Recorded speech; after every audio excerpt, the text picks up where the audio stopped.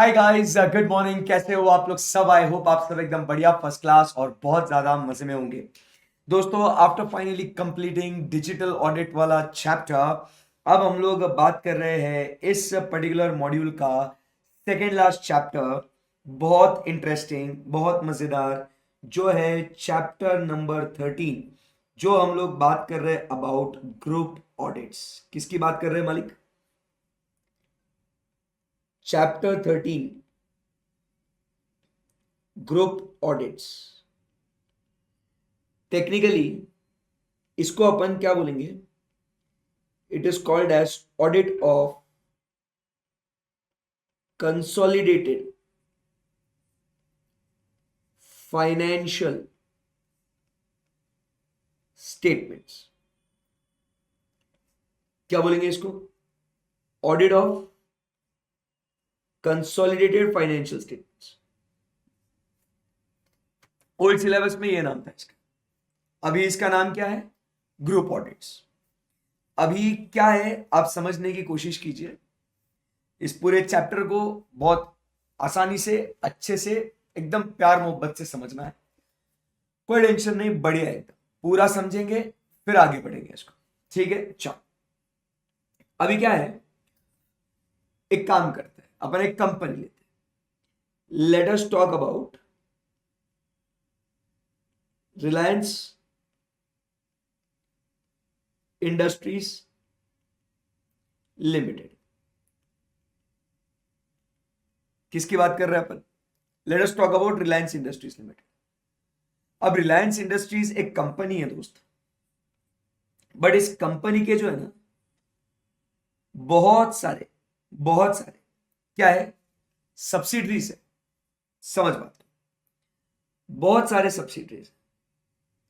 जैसे to name the few, आपको बता दूं कि अगर अपन बात करें, योर फेवरेट जियो कंपनी है।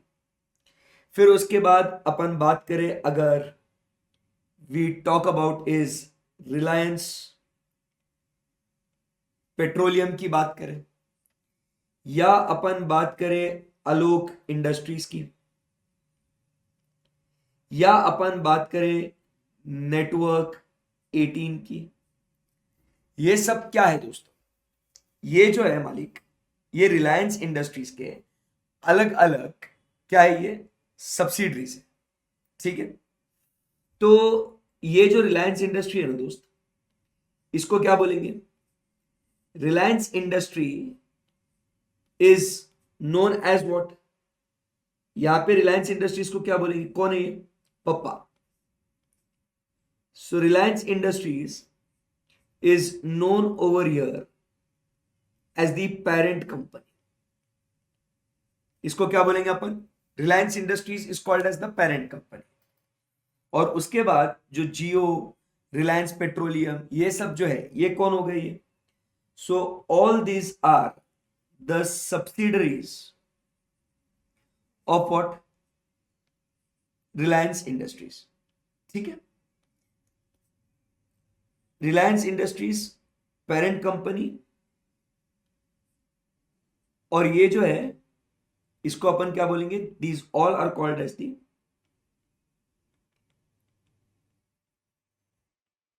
Subsidiary companies. ये सब क्या है? Subsidiary company. अभी क्या हो रहा है ना, आप समझने की कोशिश कीजिए कि ये हर एक जो कंपनी की जो हम लोग बात कर रहे हैं, रिलायंस इंडस्ट्रीज या सब्सिडरीज, पेरेंट कंपनी और सब्सिडरी कंपनी, क्या है ना बेटा, ये हर एक कंपनी क्या करता है?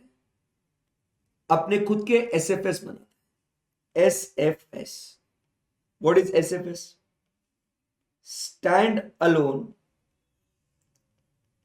Financial statements. यहां पे जियो भी अपने एसएफएस बनाएगी, रिलायंस पेट्रोलियम भी एसएफएस बनाएगा, आलोक इंडस्ट्रीज भी एसएफएस बनाएगा, और नेटवर्क 18, और न जाने ऐसे कितनी सारी जो सब्सिडरीज होंगी उनकी, वो हर एक एंटिटी सेक्शन 129 के हिसाब से of the companies act they will prepare what, they are standalone financial statements. वो लोग क्या करेंगे दोस्त, वो हर एक जो है वो क्या करेंगे, वो अपने स्टैंड अलोन फाइनेंशियल स्टेटमेंट्स वो लोग बनाएंगे, इसमें कोई डाउट नहीं है। अब क्या हुआ, ये बेसिक समझा आपको, पेरेंट कंपनी है, सब्सिडरी कंपनी है। सेक्शन 129 के हिसाब से हर एक कंपनी अपने एसएफएस बनाएगा, स्टैंड अलोन फाइनेंशियल स्टेटमेंट्स बनाएगा। क्लियर है एकदम? यस। अभी क्या हुआ ना, ये जो पेरेंट कंपनी के जो बहुत सारे ये जो है ना लोग, कौन है, पेरेंट कंपनी के ये बहुत सारे जो कौन है, शेयर होल्डर्स। तो ये शेयर होल्डर्स क्या बोल रहे हैं, the share holders of parent company, ये लोग क्या बोल रहे हैं, यार हमने जो है ना इतना सारा पैसा, ध्यान देने के, वो क्या बोल रहे हैं, हमने इतना सारा पैसा किधर लगाया, हमने पैसा लगाया किधर, रिलायंस इंडस्ट्रीज में। बट रिलायंस इंडस्ट्रीज ने करा क्या, क्या करा रिलायंस इंडस्ट्रीज ने, इन्होंने पैसा डाल दिया जियो के अंदर, रिलायंस पेट्रोलियम के अंदर, आलोक इंडस्ट्रीज में, नेटवर्क 18 और ऐसे बहुत सारे सब्सिडरी कंपनीज में इन्होंने पैसा डाल दिया। बराबर है कि नहीं? सो अब ये जो शेयर होल्डर्स है ये क्या बोल रहे हैं, कि वो बोल रहे हैं कि भाई ये जो है ना, ये पैसा जो रिलायंस इंडस्ट्रीज ने यहां पे डाला है, ये लोग क्या बोल रहे हैं, हम लोग को इसका क्या कर रहे पैसा एक समझ में नहीं आ रहा। तो रिलायंस इंडस्ट्रीज बोलता है कि हमने इसके ग्रुप में डाल दिए पैसे, ये हमने ग्रुप बनाया ऐसा। तो शेयर होल्डर्स बोलते हैं अच्छा ग्रुप में डाल दिया क्या, ठीक है। तो बोलता है अब मेरे को आप क्या बताओ, we want to know the financial position of entire group. हमको क्या करना है, हमको फाइनेंशियल पोजीशन जानने का, of what, the entire group.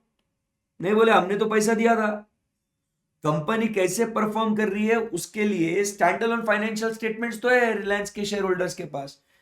But अब वो शेयर होल्डर्स क्या बोल रहे हैं कि तुमने ये पैसा किधर डाला है, अलग अलग सब्सिडरीज में डाल दिया, ज्वाइंट वेंचर में डाल दिया, एसोसिएट में डाल दिया, है कि नहीं।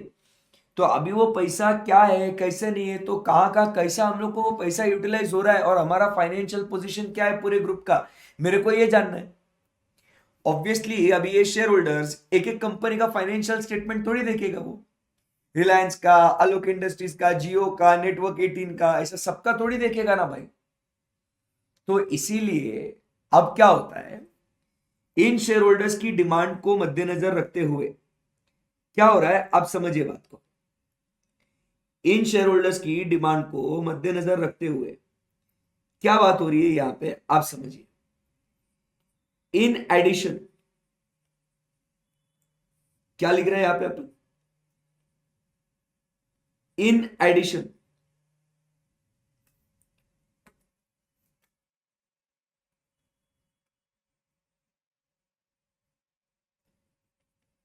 in addition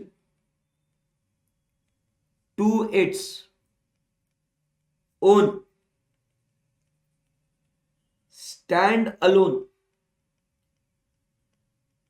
फाइनेंशियल स्टेटमेंट्स, क्या करेगा, अपने तो फाइनेंशियल स्टेटमेंट्स जो है ये स्टैंड अलोन फाइनेंशियल स्टेटमेंट्स तो है ही है, ये क्या करेगा, होल्डिंग कंपनी मतलब Reliance Industries, holding company shall prepare and present, shall prepare and present consolidated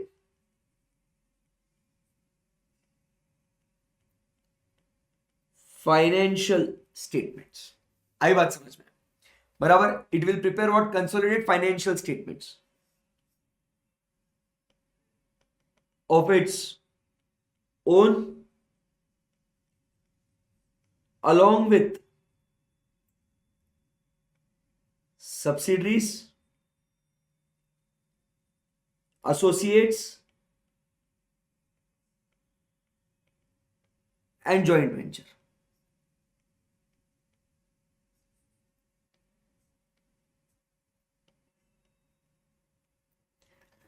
तो ये क्या करेगा, इन शेयर होल्डर्स की नीड को पूरा करने के लिए वो क्या करेगा, वो ये कंसोलिडेटेड फाइनेंशियल स्टेटमेंट्स पूरे ग्रुप का ये बनाएगा।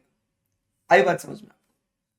सो this is why and how basically a requirement of consolidated financial statements come into picture. समझ में आया कि काय को आया?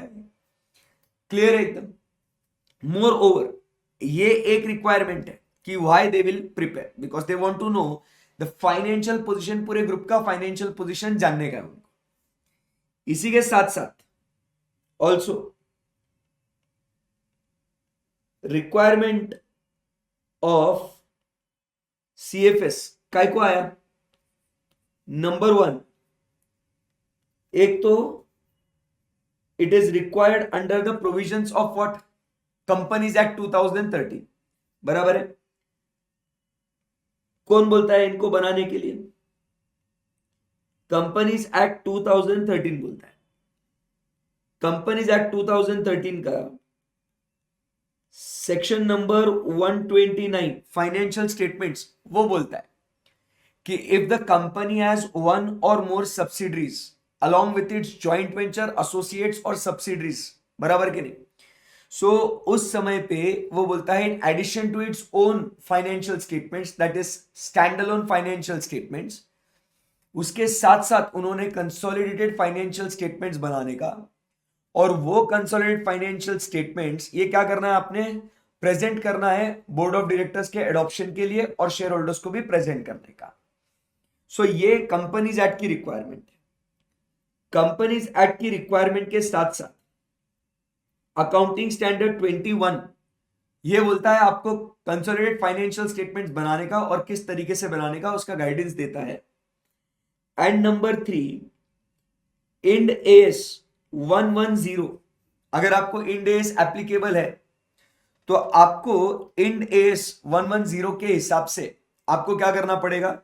आपको कंसोलिडेटेड फाइनेंशियल स्टेटमेंट्स बनाने पड़ेंगे।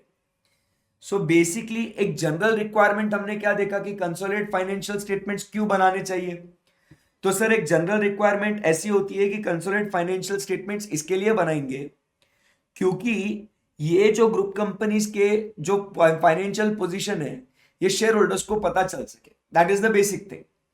कंपनीज एक्ट भी बोलता है आप बनाइए अकाउंटिंग स्टैंडर्ड्स, और इंड एस भी बोलता है आप लोगों को क्या करना है, ये बनाना है आपको। बराबर है? तो सर ये रिक्वायरमेंट तो आ गई, तो अब ये रिक्वायरमेंट को पूरी कौन करेगा? सो कहते हैं कि it is the responsibility, it is the responsibility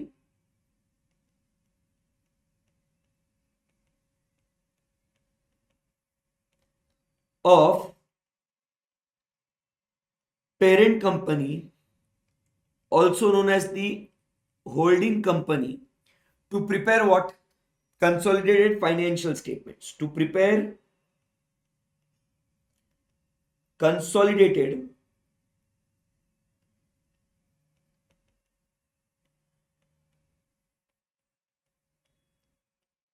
financial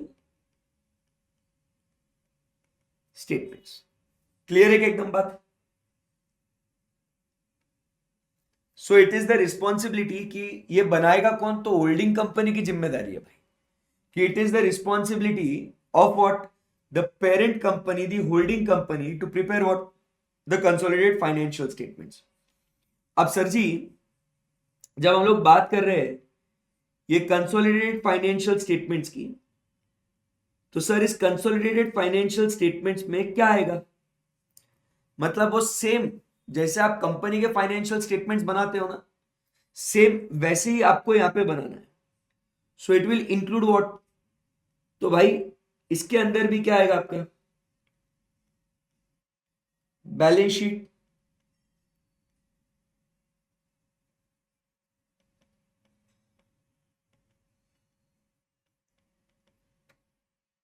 statement of profit and loss, जो अपना इनकम स्टेटमेंट बनता है, बराबर है।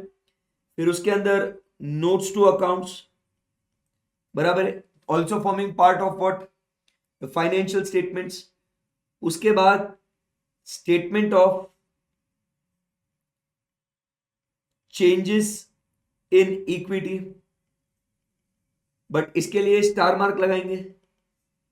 स्टार मार्क क्यों लगाएंगे सर? ये सबको एप्लीकेबल नहीं है, जिन्हें इंड एस एप्लीकेबल है वही लोग बनाएंगे statement of changes in equity, so ये भी आएगा। इसके साथ साथ आपका cash flow statement and fund flow statement, तो ये जो है cash flow and fund flow statement, तो ये सब जो है ये क्या हो जाएगा दोस्त? It will all B part of what, the consolidated financial statements.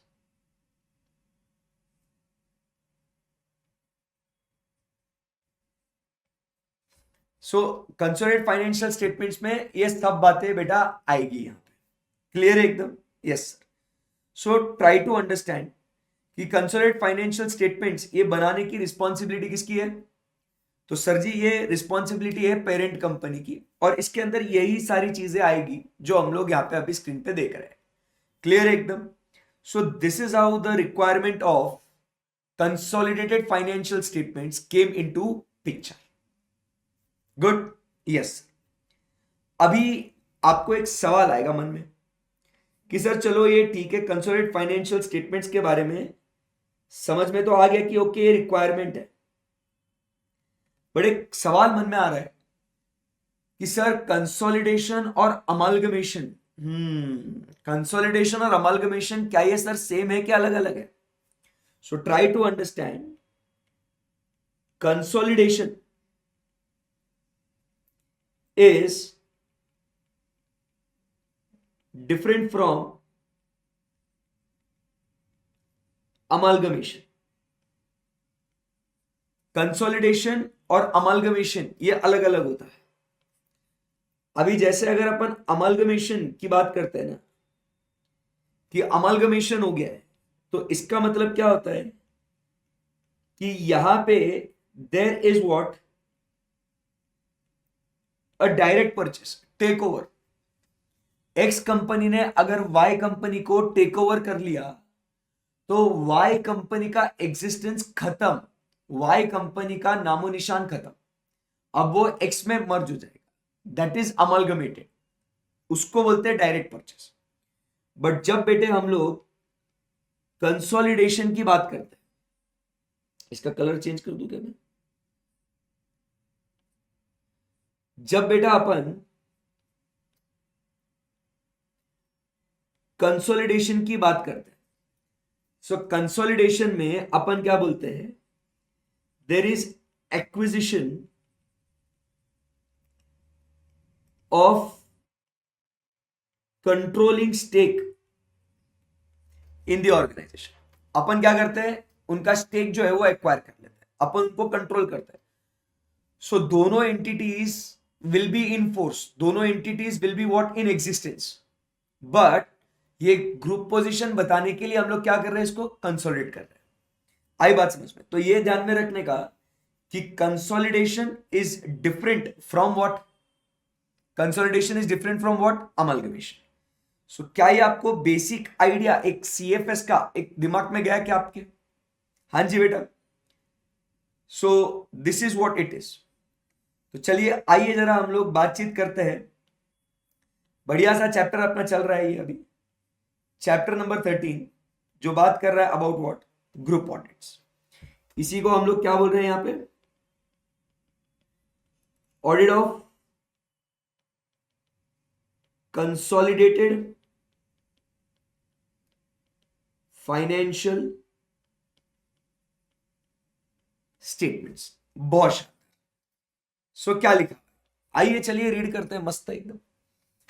सो क्या लिखा हुआ है यहां पे? Consolidated financial statements are the financial statements of a group. It is the financial statements of a group in which the assets, liabilities, income expense, equity, cash flow of the parent and its subsidiaries are presented as those of a single economic entity. मतलब ऐसा बन जाएगा कि जैसे वो एक organisation है, ऐसे वो एक एंटिटी है. That is consolidation. In other words, consolidated financial statements present financial position of the entire group. Wow. Including the parent and its group companies. बढ़िया, एकदम आसान है. Financial statements of parent company MNO, financial statements of subsidiaries like ABC and XYZ, सबका combine करके फिर अपन क्या बोलते हैं, ये कंसोलिडेटेड फाइनेंशियल स्टेटमेंट्स बनाए. नाउ अभी अपन ने ये देखा कि सर ये कंसोलिडेटेड फाइनेंशियल स्टेटमेंट्स तो प्रिपेयर हो गए सर, ये बढ़िया तरीके से सर हम लोग को दिख रहा है कि wow, consolidated financial statements are prepared, nice. But sir हम लोग थोड़ी ना सीएफएस बनाएंगे, पेरेंट कंपनी बना रहे, मैं तो सीए कर रहा हूं सर, तो मैं ये क्यों कर रहा हूं, मैं ये क्यों पढ़ रहा हूं, फिर सीएफएस ये चैप्टर क्यों पढ़ रहा हूं मैं. सही सवाल है. एक बार ये consolidated financial statements are prepared, once these financial statements are what prepared na, once these financial statements are what prepared, so क्या हो जाएगा यहां पे, such financial statements, ध्यान दे, such financial statements are audited by principal auditor. These financial statements are what audited. ये अपना रोजी रोटी इधर आया ना, अभी धंधे का बात है, अभी बिजनेस, तो अपनी रिक्वायरमेंट है. So these financial statements are audited by the principal auditor. So when we come here और अपन देखते हैं, सो ये कंसोलिडेटेड फाइनेंशियल स्टेटमेंट जो हम लोग बना रहे हैं, सो इधर ध्यान से लिखने का कि these consolidated financial statements, important point, these consolidated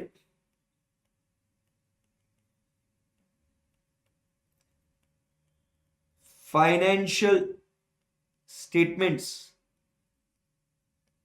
are audited by, कौन कर रहा है ऑडिट,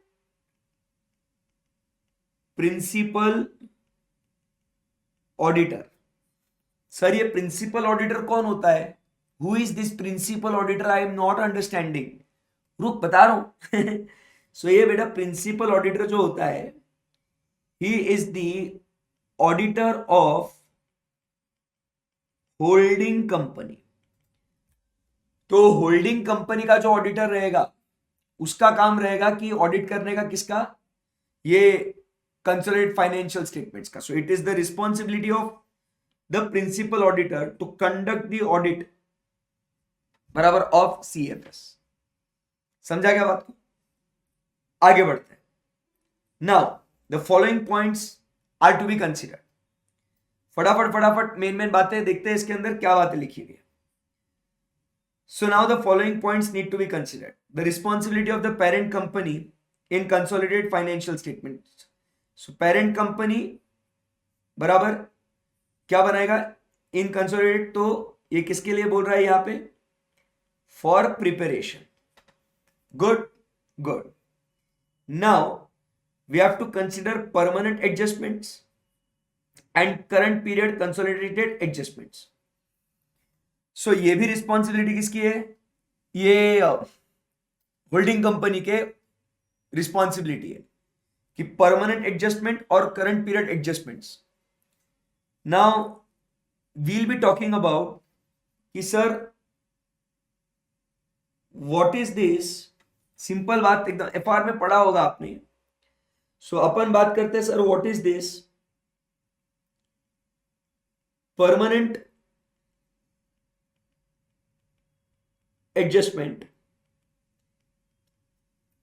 वर्सेस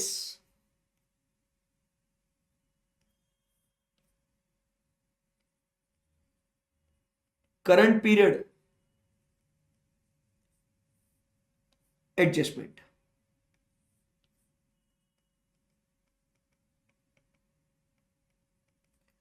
सो ये क्या फंडा है sir, current period adjustment versus permanent adjustment. अब देखो क्या होता है, परमानेंट एडजस्टमेंट जो होता है ना, तो ये होता है फर्स्ट टाइम एडजस्टमेंट। जब फर्स्ट टाइम हम लोग कंसोलिडेशन करते हैं तो उस समय पे जो एडजस्टमेंट करना पड़ता है उसको अपन बोलते हैं क्या, परमानेंट एडजस्टमेंट। और उसके बाद जो हम लोग एवरी ईयर करते हैं ना दोस्त, एवरी ईयर करते हैं ना, सो उस एडजस्टमेंट को अपन क्या नाम देंगे, जो काम हम लोग हर साल करते हैं कंसोलिडेशन का, फिर एवरी ईयर, तो एवरी ईयर जो एडजस्टमेंट करेंगे उसको अपन क्या बोलेंगे, उसको अपन बोलेंगे current period adjustment. Now sir exactly what is the difference between, so देख क्या है ना बॉस, एकदम आराम से समझ। जैसे हमने सब्सिडरी बनाने के लिए, वो स्टेक लेने के लिए हमने क्या किया, हमने परचेस कंसिडरेशन दिया। हमने क्या किया, हमने पैसा दिया। We gave what, purchase consideration दिया, यस। अब ये जो परचेस कंसिडरेशन है इसको अपन कंपेयर करेंगे with what, this purchase consideration. ठीक है, दिस परचेस कंसिडरेशन इसको अपन कंपेयर करेंगे किसके साथ, this purchase consideration will be compared with the net worth of the entity। इसको किसके साथ कंपेयर करेंगे अपन, परचेस कंसिडरेशन को भाई कंपेयर करेंगे किसके साथ, नेटवर्थ के साथ। अभी क्या होगा, दो सिचुएशंस हो जाएगी यहां पे। कितनी सिचुएशंस हो जाएगी यहां पे, दो। वो दो सिचुएशन क्या होगा कि your purchase consideration will be greater than the net worth. हमने ज्यादा पैसा दिया इनको as compare to what the net worth they have, या तो purchase consideration will be less than the net worth that they have. कमाल है एकदम, बहुत बढ़िया। सो भाई अगर आपको दिख रहा है कि परचेस कंसिडरेशन आपने पैसा ज्यादा दिया है as compare to the net worth, या आपने कम पैसा दिया है as compare to the net worth, so ऐसे केस में इस पैसे को हम लोग फाइनेंशियल स्टेटमेंट्स में फर्स्ट टाइम जब एंट्री पास करते हैं तो इसको अपन रिकॉर्ड करते हैं एज गुडविल। क्योंकि ज्यादा पैसा क्यों दिया हमने, ज्यादा पैसा क्यों दिया हमने, राइटली सेड, क्योंकि सर हमने गुडविल का पैसा दिया भाई। We gave the money for what, we gave the money for goodwill. Net worth भले ही तुम्हारा 1000 करोड़ है, हमने तुमको 1200-1300 करोड़ काय को दिए, 200-300 करोड़ ऊपर क्यों दिए, because that is the goodwill you have in the market. तो ऐसा, बट अगर परचेस कंसिडरेशन से कम आपने पैसा दिया तो इसको अपन रिकॉर्ड करते हैं एज व्हाट, कैपिटल रिजर्व। ठीक है, सो आप समझिए ये जो एडजस्टमेंट जो हो रही है, किस तरीके से आपने इसको रिकॉर्ड किया है, this is called as what, the permanent adjustment. और ये वन टाइम अपन करते हैं फर्स्ट टाइम और ये खत्म। बट उसके बाद एवरी ईयर आप क्या करते हो सर, एवरी ईयर आपको भाई प्रॉफिट का पोजीशन आपको दिखाना पड़ेगा, बराबर है। सो आप माइनॉरिटी इंटरेस्ट कितना है, बराबर, इसको आपको शो करना पड़ेगा, बराबर है। फिर आपके जो इंटर कंपनी सेट ऑफ वो एडजस्टमेंट्स आपको करनी है, तो वो सारी एडजस्टमेंट्स जो है वो हर साल आपको करनी पड़ेगी आपको, बराबर है। तो आप समझिए वो सारा एडजस्टमेंट, बराबर, एसेट्स लाइबिलिटीज नॉक ऑफ करने का, मर्ज करने का, वो सारा जो है इंटर कंपनी सेट ऑफ और लाइन आइटम्स को मर्ज करने का, ये सब जो है, बराबर, वो तो रोज का काम हो गया ना, फिर अभी एवरी ईयर करना पड़ेगा। तो ये अपने को ध्यान में रखने का है कि the manner of permanent adjustment and current period adjustment वो आप कैसे करोगे उसकी बात समझ में आया। सो बनाने की रिस्पॉन्सिबिलिटी पेरेंट की, ये एडजस्टमेंट्स को देखने का है। फिर उसके बाद अपने को पता है कि प्रिंसिपल ऑडिटर्स प्रोसीजर कि उसने काम करने का है। फिर there should be coordination and division of responsibility between both the auditors. अगर दूसरा ऑडिटर रहेगा प्रिंसिपल ऑडिटर मतलब सीएफएस का ऑडिटर अलग रहेगा और इसका ऑडिटर अलग रहेगा तो उसमें कोऑर्डिनेशन एंड रिपोर्टिंग रिक्वायरमेंट्स। तो ये सारी बातें अपने को आगे फॉलोइंग पैराग्राफ्स में अपने को स्टडी करने का है। क्लियर एकदम? Yes. Now consolidated financial statements are presented to the extent possible in what we say same format as adopted by its parent। Format क्या रहेगा? सेम जो पेरेंट ने अडॉप्ट किया है वो। The format for presentation of balance sheet profit and loss is prescribed format is prescribed under schedule 3 of companies act, जिसके अंदर क्या क्या आएगा? So it will include consolidated balance sheet, profit and loss, cash flow, statement of changes in equity if applicable क्योंकि जिसे Ind AS applicable है उससे, and explanatory notes annexed to it। आई बात समझ में आपको? Yes sir। So an entity which prepares the CFS either under any law or regulation or suo motu बराबर है is required to any entity which prepares is required to engage the auditor for conducting the audit of consolidated financial statement and this is where we come। तो इसीलिए आपने को अभी यहां पे रोजगार मिल रहा है। So simple. आया क्या बात समझ में आपको? बहुत बढ़िया। अब क्या लिखा है? However, law or regulation governing the entity बराबर may require the CFS to be audited by statutory auditor of the entity that is the one who audits। मतलब क्या किया है कि आप कोई और ऑडिटर को कर सकते हो बट कोई लॉ या रेगुलेशन आपको बोल सकता है कि it is to be done by the statutory auditor of the entity according to accounting standard 21 and in S 110 lay down the principles and procedures for preparation and presentation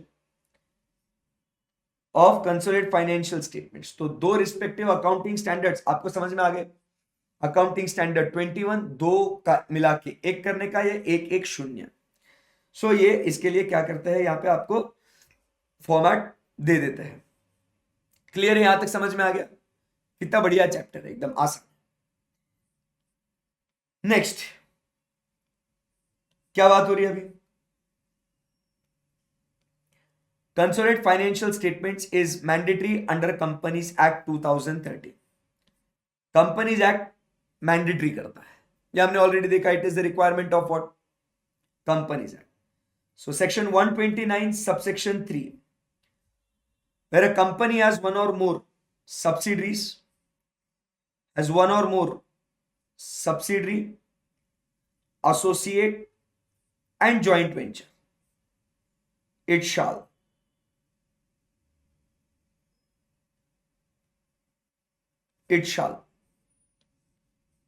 मतलब करने का, मतलब करने का। It shall in addition to its own financial statements prepare consolidated financial statement of the company and all of its subsidiary in the same form and manner as its own। तो 129 subsection 3 क्या बोलता है? हर एक entity को CFS बनाना जरूरी है अगर उसके सब्सिडरी, एसोसिएट और जॉइंट वेंचर अगर है तो। Okay. Second point, section number 129 subsection 4 provides that the provisions applicable to the preparation, adoption, क्या क्या बातें लिखिए? Preparation, adoption in the board meeting and general meeting and the audit of financial statements of the holding company shall be mutatis mutandis। mutatis mutandis इसका मतलब क्या है? in similar manner or as it is। so in similar manner or as it is will be applicable to what, the CFS. तो जैसे आप prepare करोगे, adopt करोगे, audit करोगे, तो वो सारी बातें जो आप स्टैंड अलोन फाइनेंशियल स्टेटमेंट्स के लिए करते हो, सेम टू सेम वो सारी बातें किसके लिए लागू होगी, वो सारी बातें सीएफएस के लिए भी लागू होगी। सो 129 सबसेक्शन 3 बोलता है सीएफएस बनाने का, 129 सबसेक्शन 4 बोलता है उसको प्रिपेयर करने का, प्रेजेंट करने का, अडॉप्ट करने का, ऑडिट करने का, सेम जैसे आप आपका स्टैंड अलोन फाइनेंशियल स्टेटमेंट्स करते हो, बराबर है। आगे, now these CFS be approved by a board of directors before they are signed on behalf of the board along with the standalone financial statements and shall be laid before the annual general meeting of the company along with its standalone financial statements. Clear? The company shall also attach with its financial statements a separate statement including salient features in form number AOC1. तो AOC1 में क्या होता है, basically आपकी कौन सी subsidiaries है, उनका network क्या है, एक बेसिक टेम्पलेट दिया जाता है। सो यहां पे मैं आपको बता दूं कि this is what is form number AOC1 जो आप स्क्रीन पे अभी देख रहे हो आपके सामने। तो ये जो स्क्रीन पे आप अभी देख रहे हो दोस्तों, सो this is form number AOC1, statement containing salient features of financial statements. तो ऐसा बनाने का कि name of the subsidiary, reporting period, currency, उनका बेसिक पे share capital, reserve surplus, total asset, liabilities, मतलब एक बेसिक जो इंफॉर्मेशन है वो देने का। उसका गो थ्रू करो इसको एक बार, कैसा दिखता है AOC1।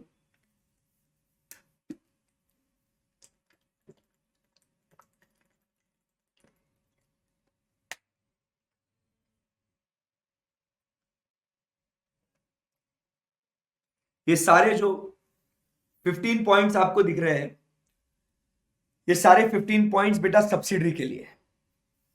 उसके बाद यहां पे एसोसिएट्स और ज्वाइंट वेंचर के लिए पार्ट बी दिया है। तो इसके अंदर उनका latest audited balance sheet date, shares कितने हैं, कितनी अमाउंट इन्वेस्टमेंट है, what is the percentage of holding, ये सब डिटेल्स आपको क्या करना है, ये सारी डिटेल्स आप लोगों को बेटे यहां पे हमें प्रोवाइड करनी है। Good.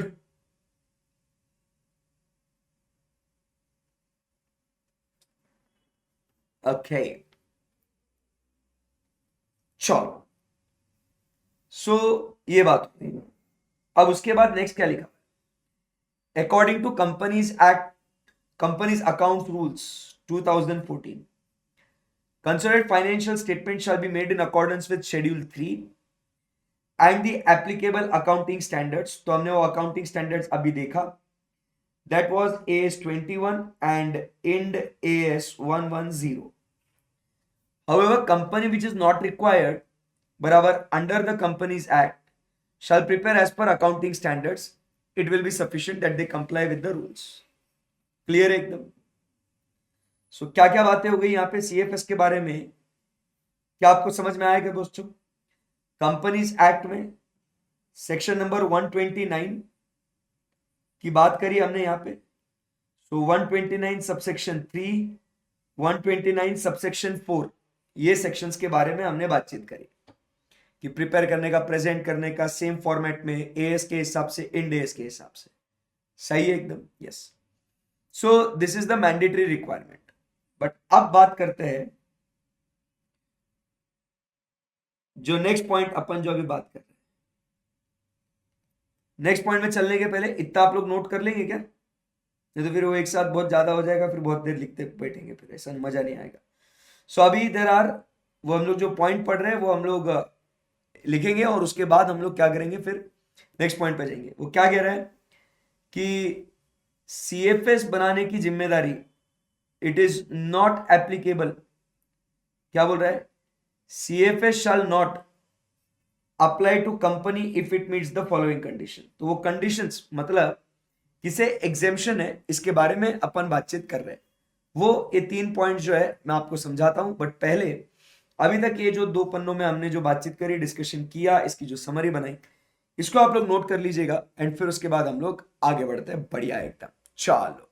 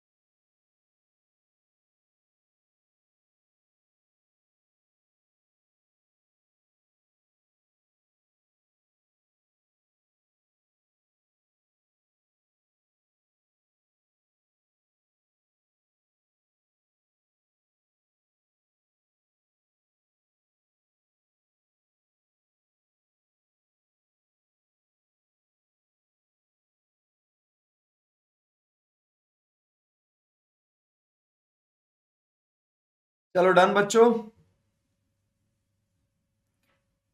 Hurry up, last 30 seconds.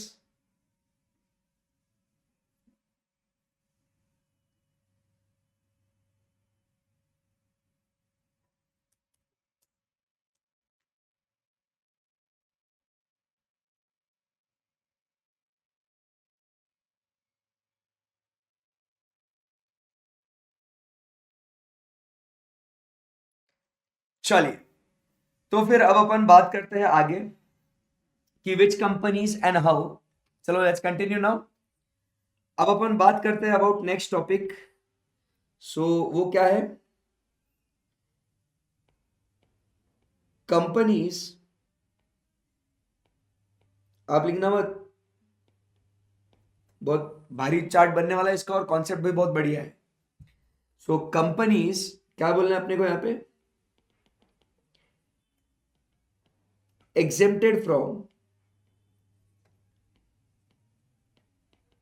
consolidated, CFS लिख देता हूं यार, अभी आपको समझ में आ जाएगा। सो companies exempted from what? Consolidated financial statements. ठीक है, ओके। सो भैया क्या है ये, कौन सी कंपनीज को एग्जेम्पशन दिया गया है, इसके बारे में जरा हम लोग बात करें। जैसे लेट अस अंडरस्टैंड, यहां पे पहले कुछ लिखता हूं मैं कि ए लिमिटेड एक कंपनी है। कौन सी? ए लिमिटेड एक कंपनी है, ठीक है। ये ए लिमिटेड जो है बेटा, this is holding company.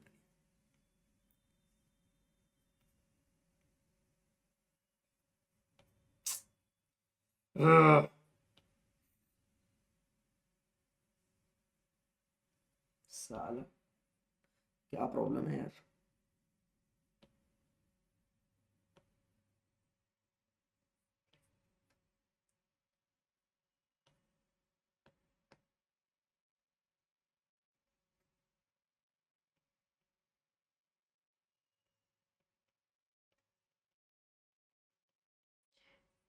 A limited एक कंपनी है,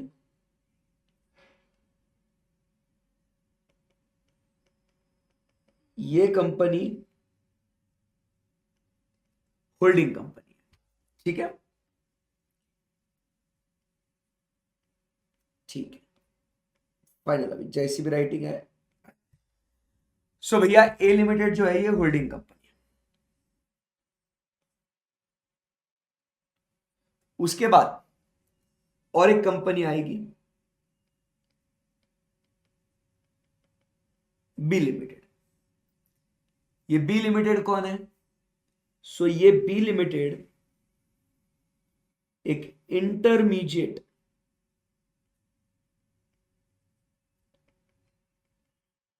सब्सिडरी कंपनी है। बी लिमिटेड कौन है बेटा?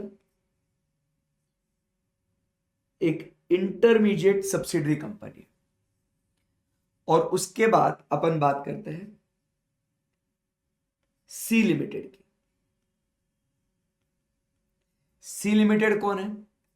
ये जो है ये बी लिमिटेड की सब्सिडरी है, जो अपन क्या कहेंगे, अल्टीमेट सब्सिडरी, बराबर के। सो ये जो है ये सब्सिडरी। ओके, बात यहां तक। तो तीन कंपनीज कौन सा है पूरा समझने का एकदम अच्छे से कि क्या क्या बातें हो रही है, तो कॉन्सेप्ट बहुत बढ़िया क्लियर हो जाए।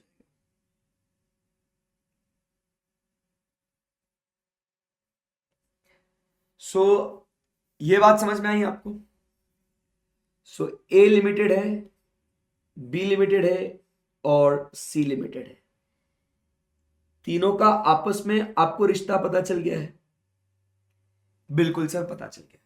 अभी ध्यान से सुन, क्या होता है आप समझिए बात को कि टेक्निकली इधर अगर आप देखोगे, इधर है आरओसी। कौन है यहां पे? इधर यहां पे अपन देख रहे हैं, यहां पे कौन है, आरओसी है, registrar of companies. So registrar of companies का जो काम है यहां पे, इधर क्या है यहां पे कि आरओसी के पास बी लिमिटेड जो एक होल्डिंग कंपनी है, कौन है, बी लिमिटेड जो एक, सॉरी हाँ, होल्डिंग कंपनी किसकी, सी की होल्डिंग कंपनी है ना बी लिमिटेड। सो यहां पे क्या हो रहा है, आप समझिए बात को, इसको नंबरिंग करता हूं मैं, 1 2 एंड 3, आराम से सुनते जाना बस। सो यहां पे क्या हो रहा है, आरओसी के पास as per the requirement B plus C के फाइनेंशियल स्टेटमेंट्स आरओसी के पास जाना चाहिए, और वो रिक्वायरमेंट किसके ऊपर है, तो वो रिक्वायरमेंट जो है, वो रिक्वायरमेंट है किसके ऊपर, बोलो जल्दी, बी लिमिटेड के पास। वो रिक्वायरमेंट है बी लिमिटेड को, कि बी लिमिटेड ने कंसोलिडेटेड फाइनेंशियल स्टेटमेंट्स बी और सी के आरओसी के पास भेजने के। सो ये हो गया यहां पे matter number 4, this is the matter number 4। साथ ही साथ ए लिमिटेड जो है, ए लिमिटेड को क्या करना है, इसको भी आरओसी के पास क्या करना है, इसको भी आरओसी के पास ए प्लस बी प्लस सी बराबर, इसके भी क्या करना है, इसको कंसोलिडेटेड फाइनेंशियल स्टेटमेंट्स, सीक्वेंस समझना, नंबरिंग समझना भाई, तो इसको भी आरओसी के पास क्या करना है, इसको भेजने का है। क्लियर एकदम, यस। सो एक सेकेंड ना,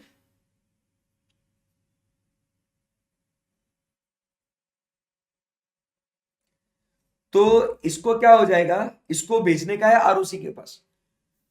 ओ बाप रे, अभी दिक्कत क्या हो गई, आरओसी के पास कुछ काम जो है वो डबल डबल जा रहा है, मतलब बी प्लस सी का जो मैटर है वो तो जा ही रहा है वो, और ए प्लस बी प्लस सी का भी मैटर जा ही रहा है आरओसी के पास, मतलब डबल डबल डबल डबल जा रहा है, बराबर है कि नहीं।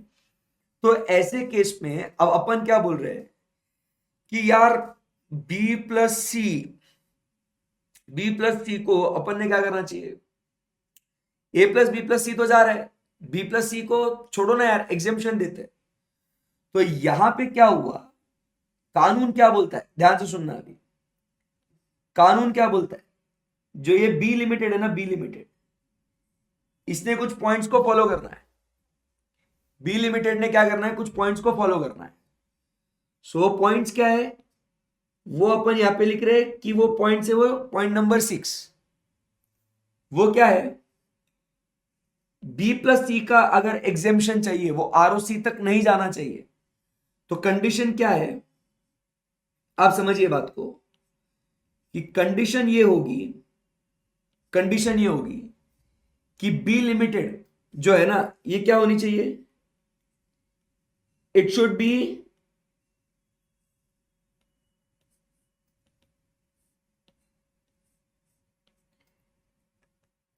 it should be wholly owned, that is 100% subsidiary, बराबर, और partially owned, बराबर, that is more than 50%, बराबर, ऑफ ए लिमिटेड। बी कैसी होनी चाहिए, बी कंपनी जो है वो ए लिमिटेड की एक तो 100% सब्सिडरी होनी चाहिए, या तो वो क्या होनी चाहिए, उसकी पार्शियली ओन्ड, मतलब वो बी लिमिटेड सब्सिडरी होनी चाहिए ए की। नंबर 2, वो क्या कहता है, अदर मेंबर्स,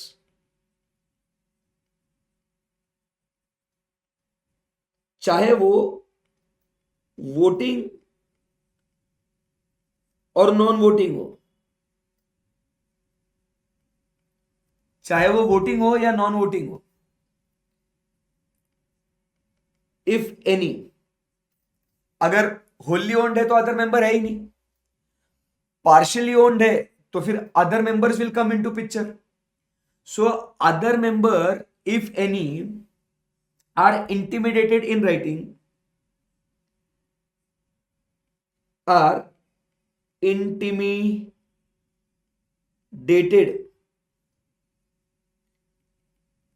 in writing, मतलब उनको लिखित तौर पे क्या हो चुका है,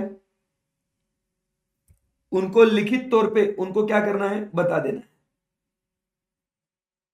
बराबर है, उनको लिखित तौर पे बता देना है. क्या? Intimidated in writing that consolidated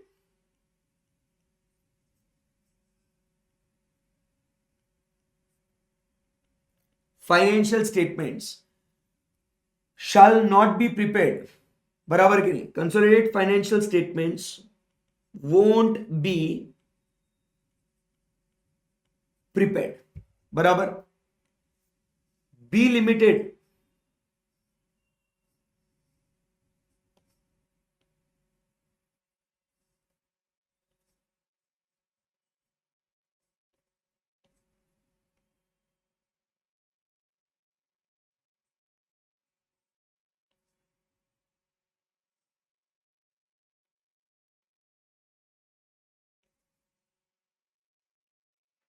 so other members को अपन ने क्या किया है, उनको इंटीमेट कर दिया है. And CFS won't be prepared. B limited has a proof of delivery कि हाँ भाई सही में हमने भेजा है. B limited has proof of delivery. ठीक है. एंड दोज अदर मेंबर्स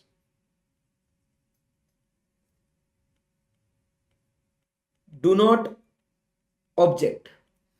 तो जो माइनॉरिटी इंटरेस्ट है उन्हें कोई दिक्कत नहीं है. तो क्या हुआ, फर्स्ट और सेकंड पॉइंट फिर से एक बार समझिए. बी लिमिटेड जो होल्ली ओन्ड सब्सिडरी है ए की या पार्शियली ओन्ड है, वो क्या बोल रहे हैं, बी लिमिटेड उसके मेंबर्स को कि भाई हम सीएफएस नहीं बना रहे बी और सी का. ठीक है. हमने उनको इन्फॉर्म भी किया है. We have a delivery of it, proof of delivery of it in writing. An important point that those other members they do not object to this. उन्हें उसमें कोई आपत्ति नहीं है. They do not object. बराबर है. एंड लास्ट में third point वो क्या कहता है कि ये जो बी लिमिटेड है इट इज नॉट लिस्टेड और नॉर इन the process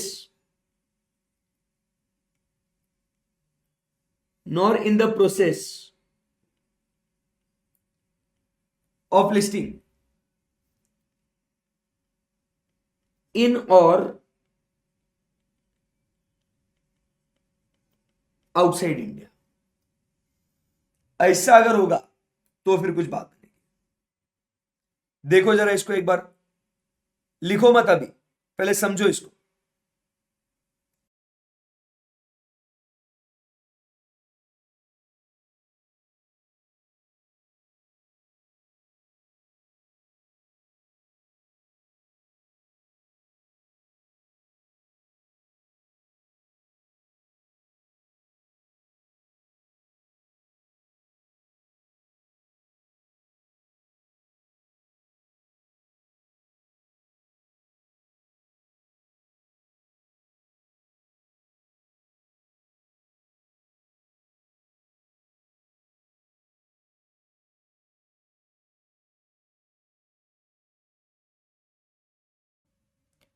करा क्या गो थ्रू बच्चों? हाँ. सो पूरा उसको अच्छे से समझने का, उसको कि क्या लिखा हुआ है करके, कि बी लिमिटेड कैसी होनी चाहिए. It should be what, a wholly owned और partially owned of a limited. B limited ने उसके बाकी के मेंबर्स को बताने का है कि हम जो है वो कंसोलिडेटेड फाइनेंशियल स्टेटमेंट्स प्रिपेयर करने वाले नहीं है.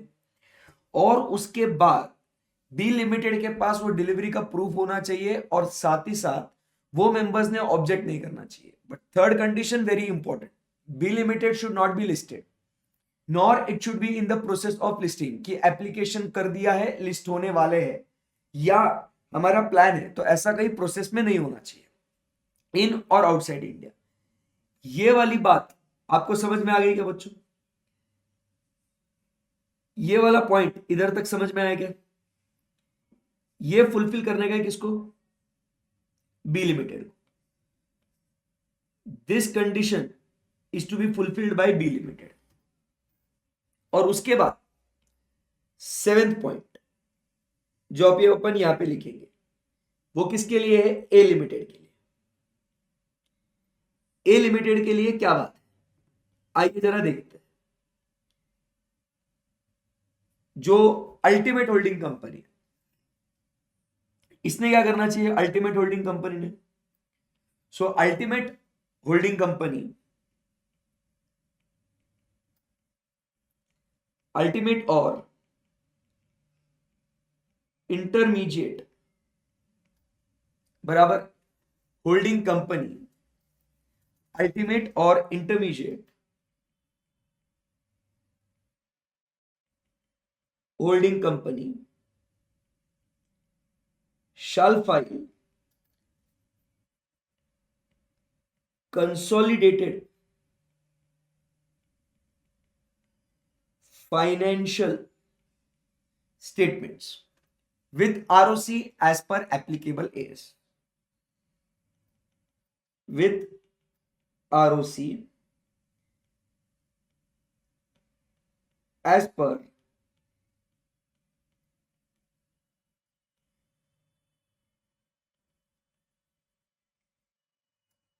Applicable S.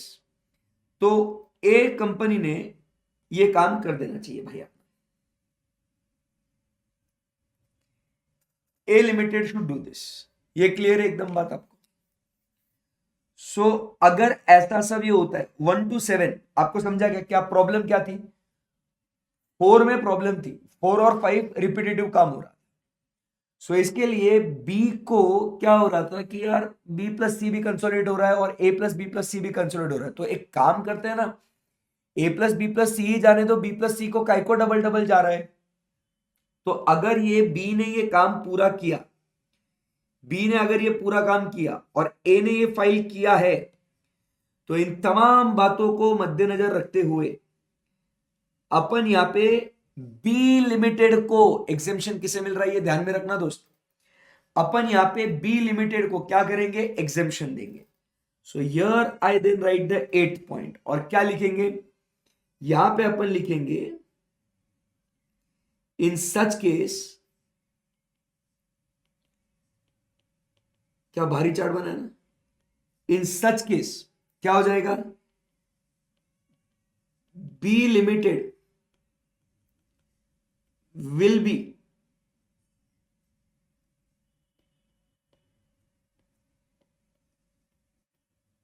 exempted from submitting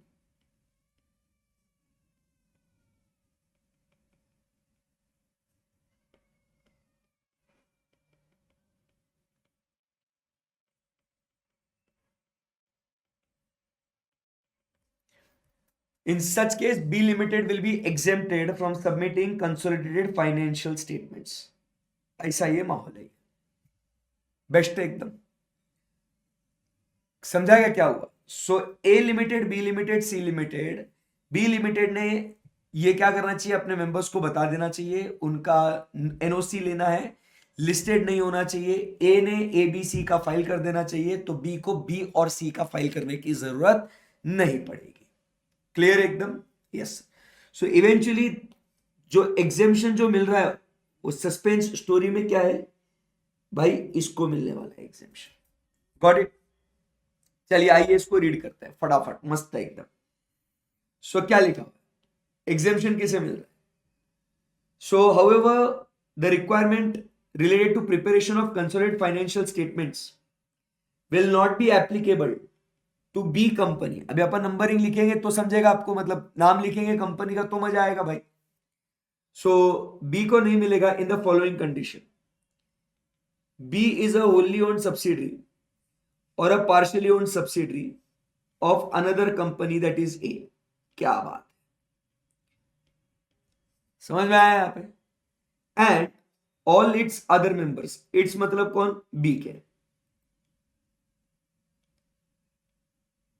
it's मतलब B K other members including not otherwise entitled to vote, मतलब वोटिंग और non voting, have been intimidated in writing for which proof of delivery of such intimation is available with the company, that is again B, and those other members do not object to the company not presenting consolidated financial statement. समझा आपको? Yes. उसके बाद it is a company, it मतलब अगर कौन? B is a company whose securities are not listed or are not in the process of listing on any stock exchange whether in India or outside India. उसके बाद B की ultimate और intermediate holding company बराबर है, that is a file CFS with the registrar in compliance with applicable S. तो जब ये तीन बातें पूरी हो जाती है, basically 6 and 7, then 8 happens. So simple, clear है एकदम. सो दिस इज व्हाट कि किसे एग्जेम्पशन मिल रहा है. फर्स्ट पॉइंट आपको समझ में आया यहां पे? मस्त. उतना सा वो जो कॉन्सेप्ट था ये अपन ने इसको इलैबोरेट किया है बट डिटेल में समझा है इसको. फटाफट अभी इसको नोट करेंगे. चलो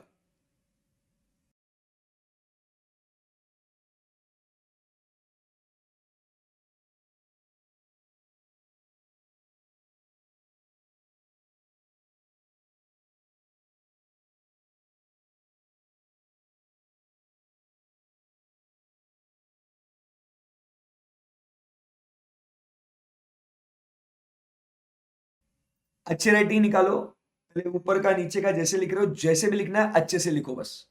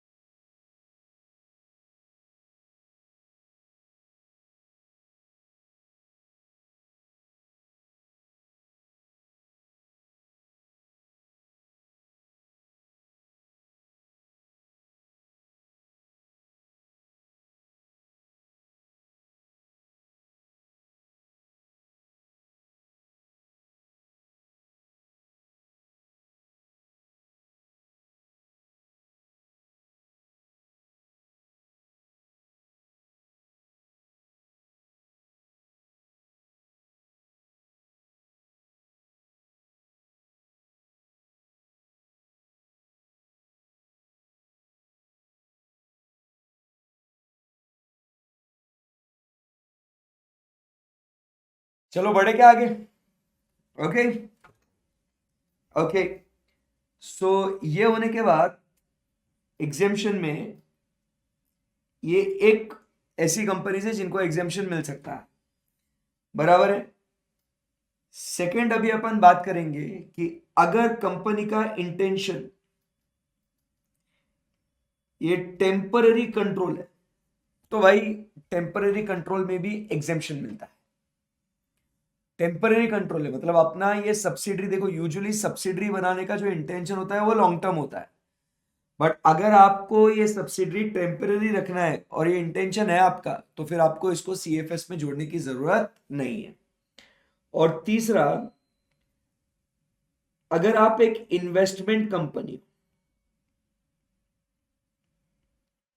आप कौन हो, investment company, Reliance investments, Tata investments, ये सब एक इन्वेस्टमेंट कंपनी है। ये इन्वेस्टमेंट कंपनी क्या करता है, आप और मेरे जैसे लोगों से पैसे लेता है और इनका काम होता है कि अलग अलग कंपनीज में पैसे लगाना। मतलब समझो भाई, यहां पे XYZ लिमिटेड, ये जो है एक इन्वेस्टमेंट कंपनी है। ये कौन है, एक इन्वेस्टमेंट कंपनी। अब ये इन्वेस्टमेंट कंपनी क्या करता है, अपन सबसे पैसे लेता है, it takes money from all of us, ठीक है। तो आपने दिए पैसे, मैंने दिए पैसे, हम सब ने इस कंपनी में हमने पैसे लगाए, बराबर है, बिकॉज इसका काम क्या है, पैसे लगाना। और अपने को कैपिटल अप्रिसिएशन, डिविडेंड वगैरह ऐसा मिलता है अपने को। अब इस कंपनी ने क्या किया दोस्त, इस कंपनी ने ये पैसा जो है ये इन्वेस्टमेंट किया, क्योंकि ये तो इन्वेस्टमेंट कंपनी है। अब इसने इन्वेस्टमेंट किया तो बहुत सारे अलग अलग कंपनीज में किया ना दोस्त।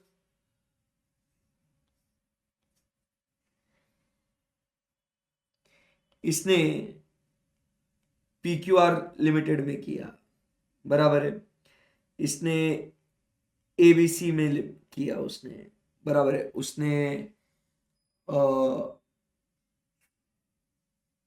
DEF में भी किया, ऐसे अलग अलग कंपनीज में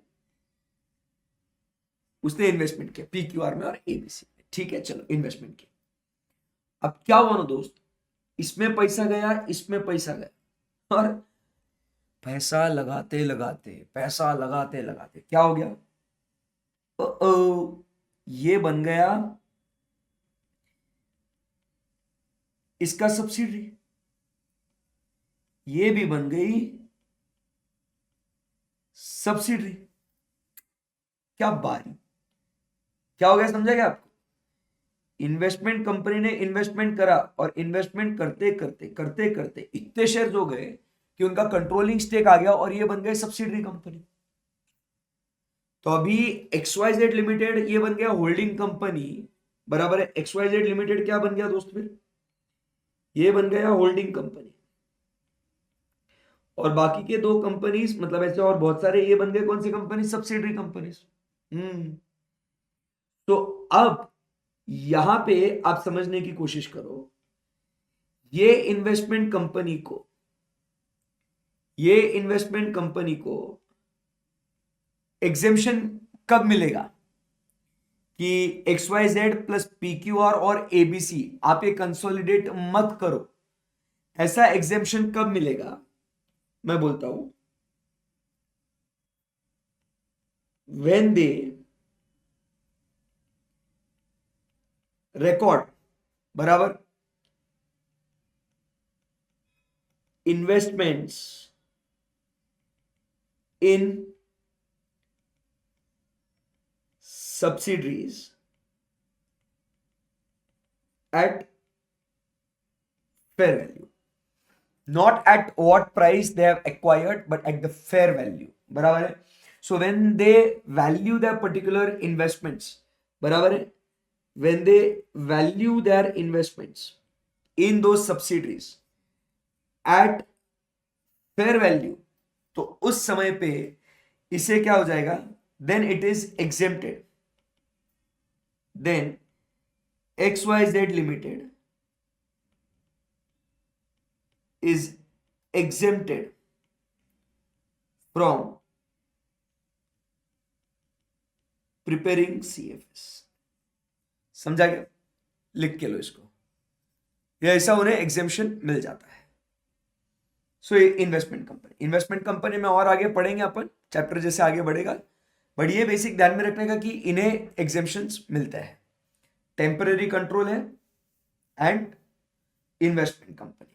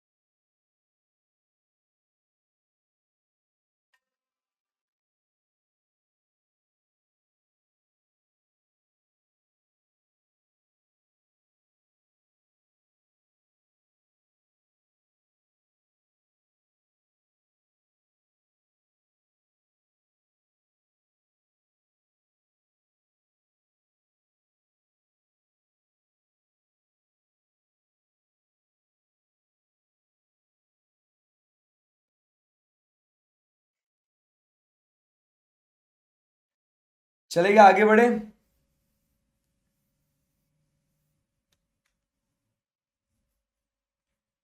लिख लीजिए.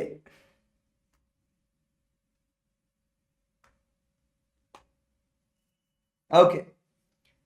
सो 129 सबसेक्शन 3 सबसेक्शन 4 पढ़ा. अभी next subsection 6 of section 129 of the companies act. वो क्या कहता है, और एग्जेम्पशन कब मिलेगा? द सेंट्रल गवर्नमेंट में on its own or application by class or class of companies exempt any class or classes of company complying with requirements of section 129 or the rules made thereunder if it considers necessary to grant such exemption if it is in what public interest. So if it is in public interest तो central government भी क्या कर सकता है, exemption दे सकता है. So next point अपन यहां पे लिखते हैं, क्या लिखेंगे? Central government may grant exemption to certain companies on its own or application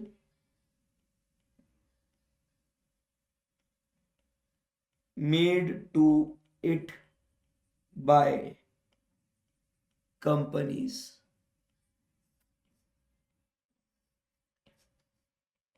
if it is in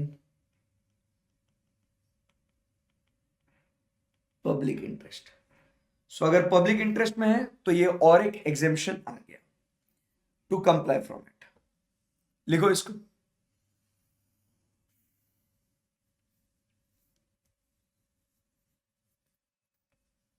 मस्त चैप्टर एकदम.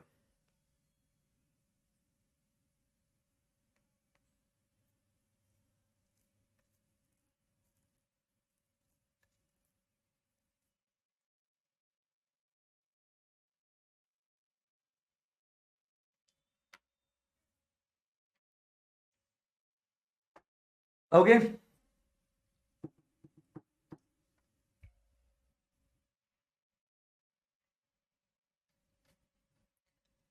Next. So then they are exempted. So exemption may be granted either unconditionally or subject to some conditions. Thus, companies having subsidiaries which previously never prepared consolidated financial statements must do what? Prepare consolidated financial statements in accordance with this mandatory requirement. This will provide this will provide what? Provide holding company stakeholders more transparency about their company's business. Further ये रहा next point जो हम लोग बात कर रहे थे. अगर ये इन्वेस्टमेंट एंटिटी है, वो क्या बोलता है? Investment company need not present consolidated financial statements. ये हमने बात करी थी अभी कि investment company need not present the CFS if it is required in accordance with paragraph 31 of Ind AS to measure all of its subsidiaries at fair value through profit and or loss. So अगर ये इसको fair value पे इसको अगर record कर रहे हैं, if they are valuing their investments at what fair value, तो फिर जरूरत नहीं है. अब इन्वेस्टमेंट एंटिटी किसे कहेंगे? तो ये यहाँ पे बात हो रही है कि इन्वेस्टमेंट एंटिटी कौन है. सबसे पहले they obtain funds from one or more investors for the providing those investors with investment management services. बराबर है, अपने से पैसा लेंगे. They commit to its investors that its business purpose is to invest funds solely for the returns from capital appreciation, investment income और both. तुम्हारा पैसा बढ़ेगा, तुमको डिविडेंड इनकम, इंटरेस्ट इनकम मिलेगा, टेंशन मत लो. And measures and evaluates performance of substantially all of its investments on fair value. ये क्या करते हैं? सारे इन्वेस्टमेंट जितने भी किए सबको वो इवेल्युएट करते हैं. सो अगर ये इन्वेस्टमेंट एंटिटी, समझ में आया आपको? अगर ये इन्वेस्टमेंट एंटिटी फेयर वैल्यू पे अगर ये इन्वेस्टमेंट्स को रिकॉर्ड कर रही है, तो बॉस इन्हें सीएफएस बनाने की जरूरत नहीं है. Not present CFS. गुड. अभी this paragraph is very important, ध्यान से सुनो.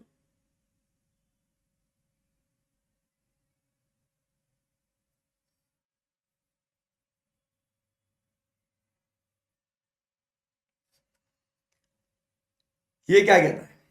However, as per paragraph 33 of Ind AS 110, a parent of investment entity shall consolidate all entities that it controls, including controlled through an investment entity subsidiary, unless the parent itself is investment entity. पल्ले पड़ा क्या कुछ? ध्यान से सुनो.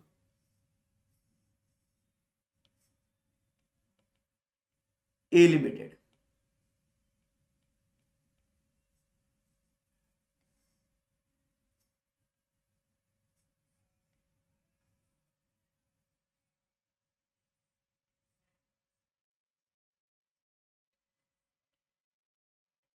B limited, C limited, D limited, E limited.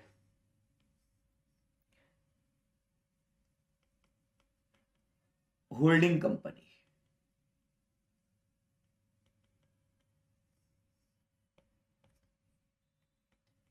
Subsidiary, subsidiary, subsidiary, subsidiary. ये clear है एकदम? बिल्कुल सर. तो ये क्या कहता है? Ind AS 110 पैरा 33,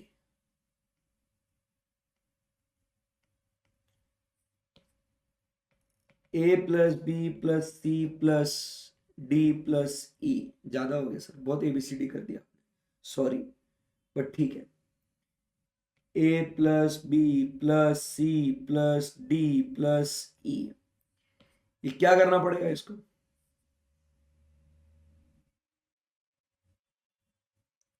ये इसको कंसोलिडेट करना पड़ेगा. ठीक है, ये तो होता ही होता है. अभी पहले ध्यान से सुनना. अब मान के चलो ये जो डी लिमिटेड है, ये जो डी लिमिटेड है,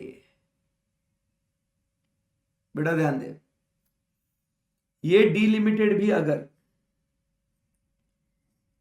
एक इन्वेस्टमेंट एंटिटी है, और ये डीलिमिटेड जो इन्वेस्टमेंट कंपनी है उसकी डीलिमिटेड की सब्सिडरीज है, मान लो पी लिमिटेड,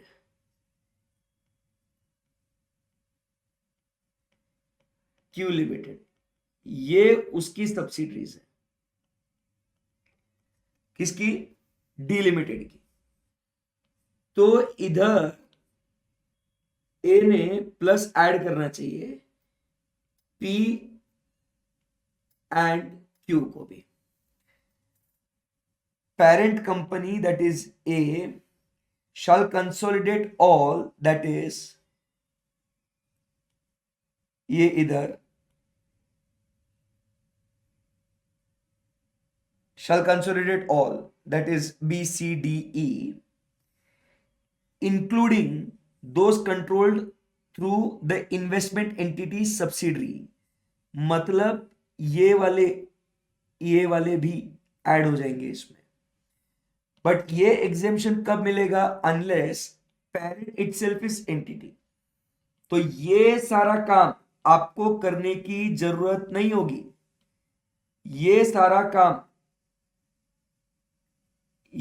काम आपको करने की जरूरत नहीं होगी, ये नहीं करना पड़ेगा अगर ये जो है अपने आप में कौन है? Investment entity. अभी फिलहाल ए को करना पड़ेगा, but if however if A limited is a investment entity, then it is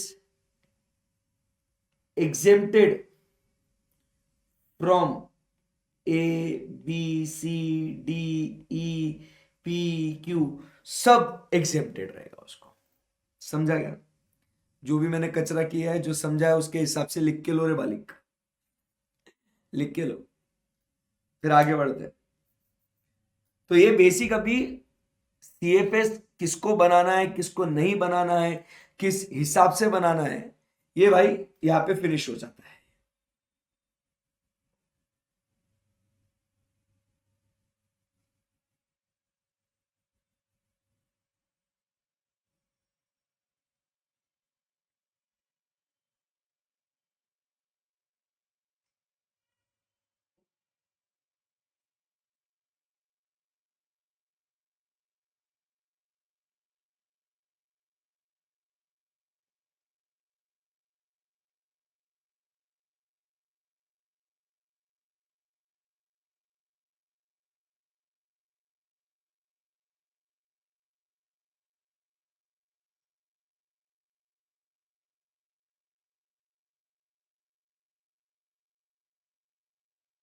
done.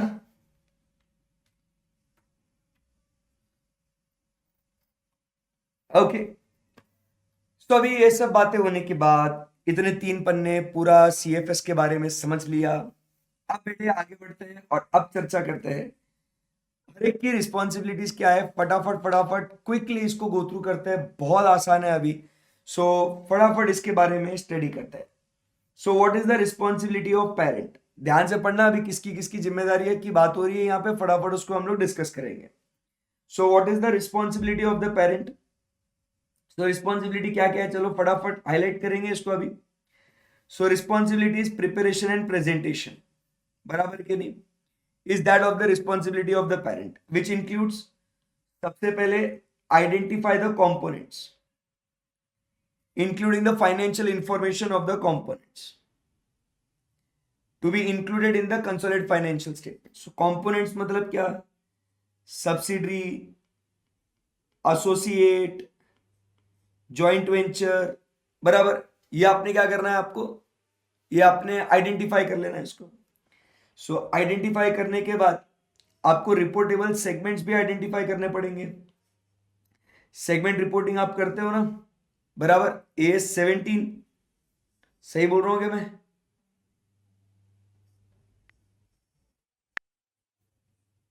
Yes. So AS17 के हिसाब से आपको सेगमेंट रिपोर्टिंग करना पड़ता है। तो इसके लिए आप क्या करेंगे? वो कौन से सेगमेंट्स में क्या रिपोर्टिंग अपने को करना है, वो इंफॉर्मेशन भी आप लोग आइडेंटिफाई कर लेंगे उसको। फिर उसके बाद रिलेटेड पार्टीज को आइडेंटिफाई कर लो। Related parties is 18, so identify the related parties and the transactions which are done with the related parties. उसके बाद obtain accurate and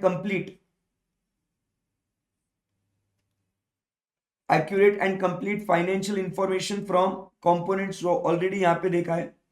so financial information from components लेना है। Make appropriate consolidation adjustments. Consolidation adjustments अभी हमने बात करी थी, permanent and current adjustments, तो वो सही से करिए। ये दोनों पॉइंट क्या बोलते हैं, harmonisation and conversion of accounting policies. मतलब when holding subsidiary associate JV have different accounting policies, तो भाई इसके लिए क्या करना पड़ेगा आपको, हार्मोनाइजेशन करना बहुत जरूरी है एक लाइन में, तो आपको वो कन्वर्ट करना पड़ेगा। सो वो भी आपका मैटर किधर आएगा, करंट पीरियड एडजस्टमेंट में आ जाएगा वो भी।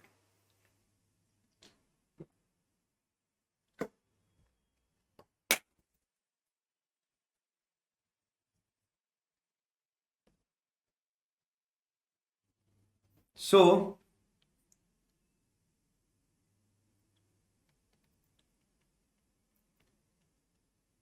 Responsibility of parent,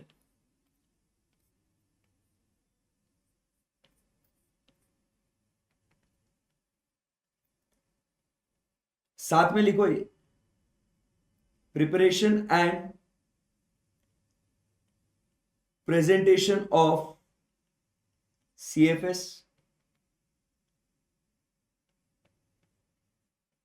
obtaining information and financial information of components,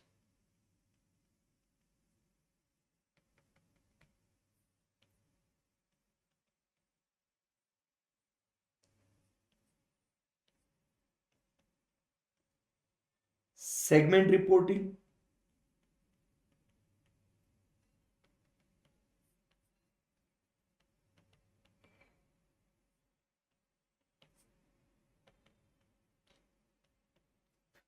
related parties and related party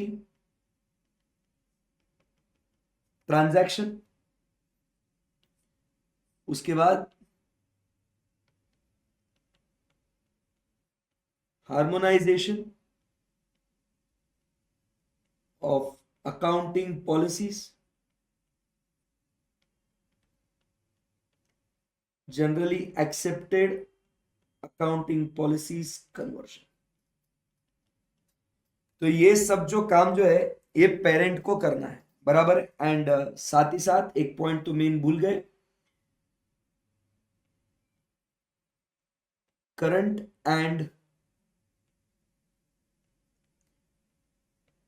permanent and current period adjustments.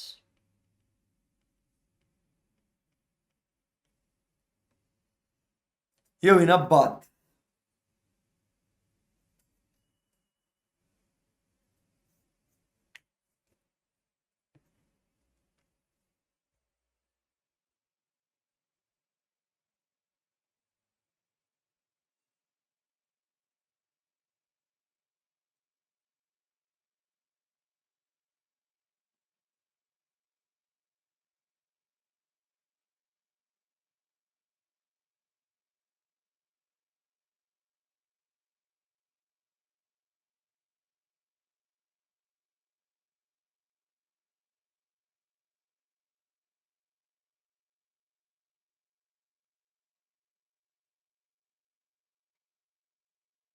So this is the responsibility of the parent.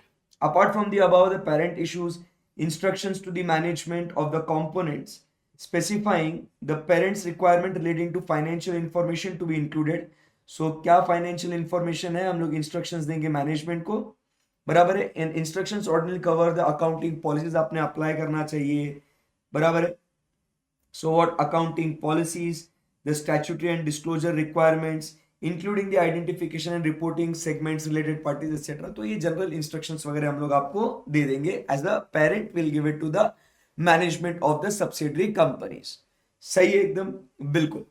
अभी हो गया responsibility of parent. Now time बेटा ये responsibility of the auditor of the consolidated financial statements. Now here we are. अभी अपनी जिम्मेदारी अपन ने अभी देख लिया पूरा सीएफएस कैसे बनते हैं, किसको एग्जेम्प्टेड है, पेरेंट की क्या रिस्पॉन्सिबिलिटी है इसको लेके, ये सब चीजें अपन ने पूरे विस्तार में उसको डिटेल में स्टडी कर लिया बॉस. कराना अभी चलो आगे बढ़ते हैं. अभी 129 सबसेक्शन 3, 4, 6 ये बात करी. अभी इसके अंदर और बात कर रहा है 129 सबसेक्शन 4. वो क्या बोला था, ये हमने ऑलरेडी देखा था. प्रिपरेशन, एडॉप्शन और ऑडिट होना बहुत जरूरी है. और ऑडिट करना मतलब ये कौन करेगा, स्टैट्यूटरी ऑडिटर.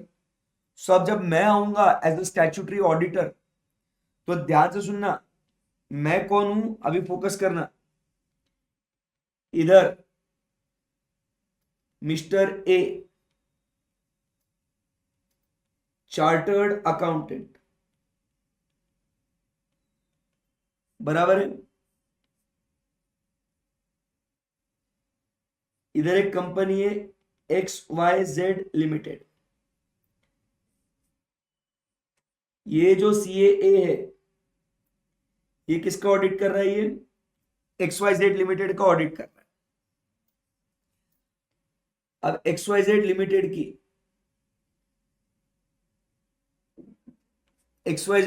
की एक सब्सिडरी है. कौन, PQR. अब इसका PQR का ऑडिटर है मिस्टर बी, चार्टर्ड अकाउंटेंट.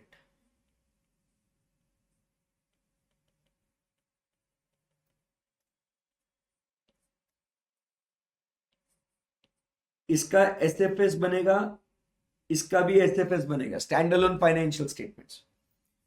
और ये जो है रिस्पेक्टिव इसका ऑडिट रिपोर्ट दे देंगे, बराबर. इसका ऑडिट रिपोर्ट दे देंगे, इसका ऑडिट रिपोर्ट दे देंगे.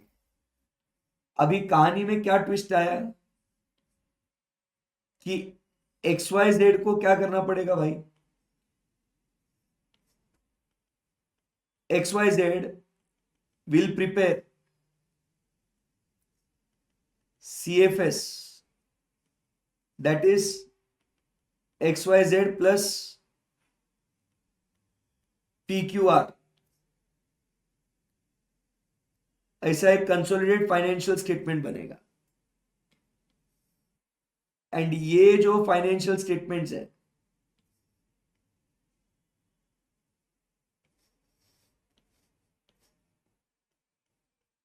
these CFS will be audited.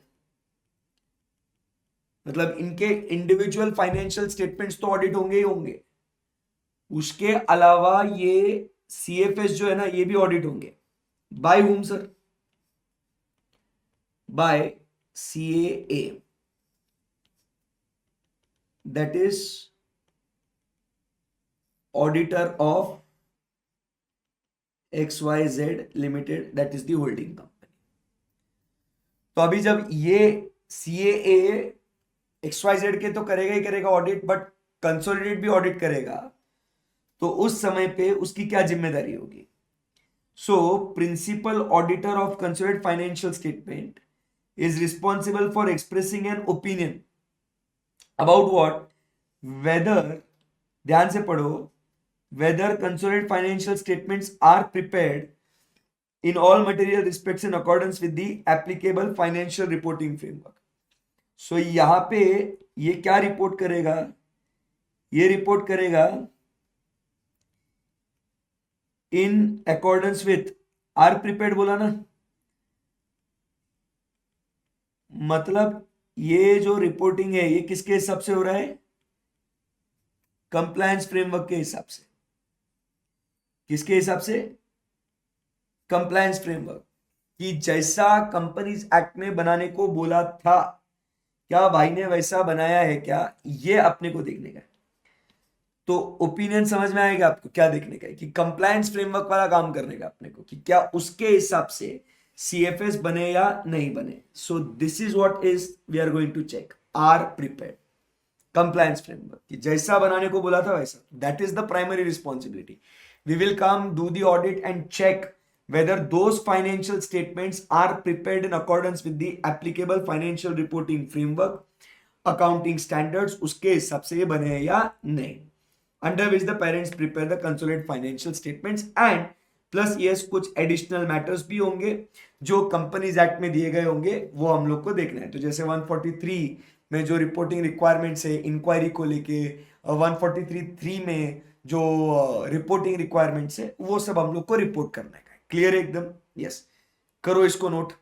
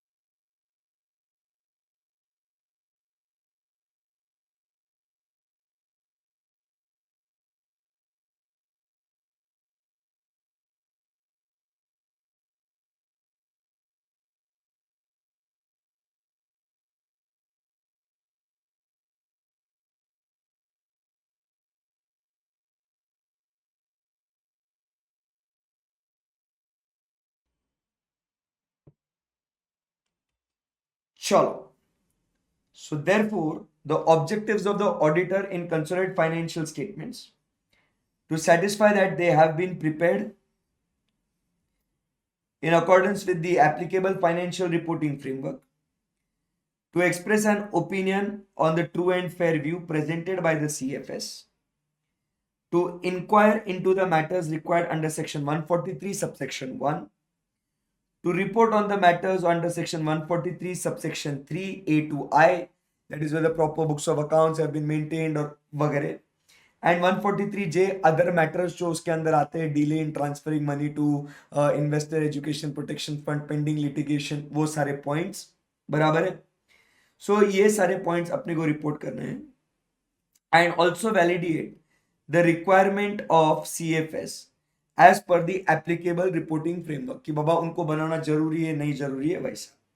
सो ये बात है। सो यहाँ पे अपन आते हैं रिस्पॉन्सिबिलिटी ऑफ पेरेंट के बाद नेक्स्ट जो यहाँ पे अपन टॉपिक डिस्कस कर रहे हैं, what is the responsibility of auditor. साथ में लिखो,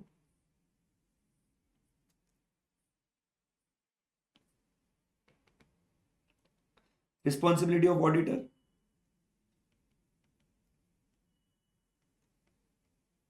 prepared as per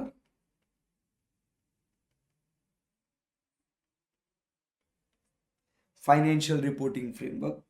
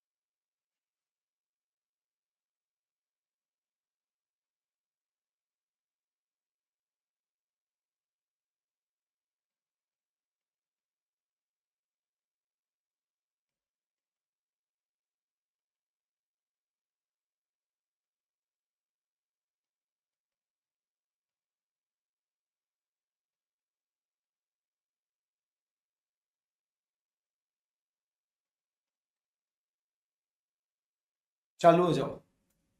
सो ये ऑडिटर की रिस्पॉन्सिबिलिटी है।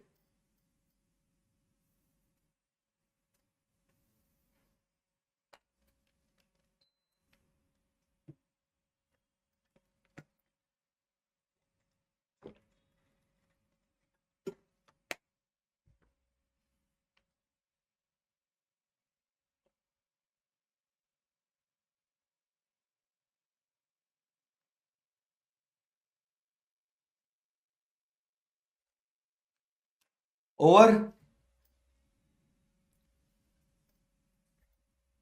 चलो, सो अभी इसके लिए अभी ये अपनी रिस्पॉन्सिबिलिटी है। So to achieve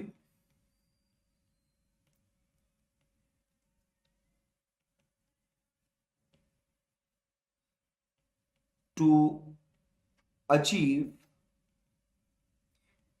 the above objective, तो अपन ने एज अ ऑडिटर क्या क्या काम करने का। तो अभी आगे के पैराग्राफ में ये इतना बताया आपने को क्या क्या करने का, और फिर उसके बाद what are the audit considerations, we will talk about that, and that is very simple then. ठीक है। सो अपन ने कैसे काम करने का, as per standards on auditing, statements and guidance note, वो अपन को फॉलो करने का है। जैसा अपन अपना नॉर्मल ऑडिट करते हैं वैसा अपन ने स्टैंडर्ड्स को फॉलो करने का। It means that auditors will conducting the audit are expected to क्या क्या करने का भाऊ, प्लान करने का, अंडरस्टैंडिंग लेने का of accounting system and internal controls, बराबर sufficient to plan, and determine the nature, timing and extent of audit procedures so that audit will be conducted effectively. Use professional judgment in assess the audit risk and design audit procedures to ensure that risk is reduced to an acceptably low level. So basic एकदम, मतलब क्या ही है उसके अंदर, simple एकदम बात। सो अपन जब अपना ऑडिट वो ऑब्जेक्टिव्स को अचीव करने के लिए क्या करने का, to achieve the above objectives,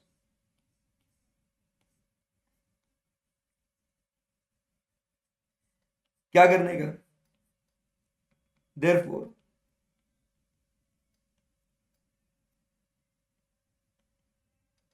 achieve above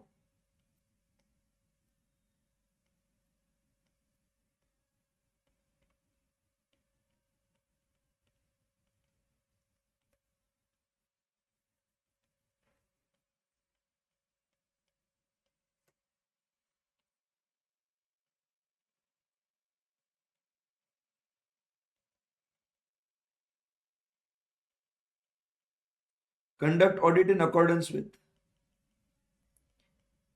essay, statements and guidance.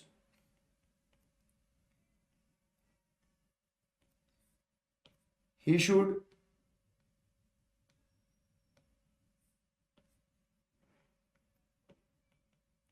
plan,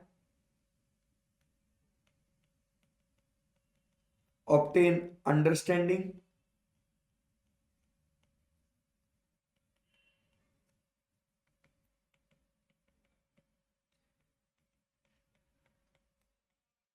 risk assessment,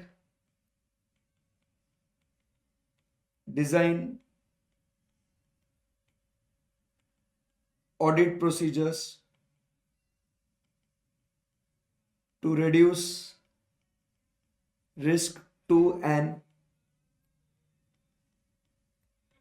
acceptably low level.